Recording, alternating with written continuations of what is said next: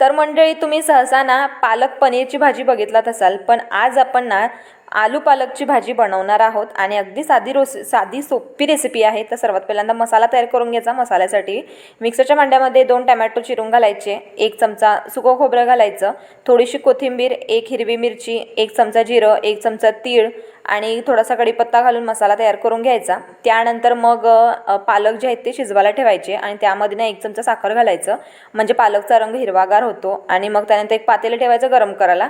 त्यामध्ये तेल घालायचं, 1 चमचा कांदा घालायचा मोठा चिरून आणि उकडलेले बटाटे घालायचे आणि चवीपुरतं मीठ, चिमूटभर हळद आणि लाल मिरची पूड 1 चमचा, कांदा लसूण मसाला 1 चमचा घालायचा. चांगलं परतून घ्यायचं आणि मग त्यानंतर मसाला घालायचा. मसाला घालून त्याला शिजवून घ्यायचं 2-3 मिनटं. त्यानंतर मग पालकची प्युरी घालायची आणि ती सुद्धा जरा आटवून घ्यायची आणि त्यानंतर तुम्ही बघालच अगदी रबडीदार अशी मस्त आपली पालक आलूची भाजी तयार झाली. आवडली तर नक्की सबस्क्राईब करा. थँक्यू.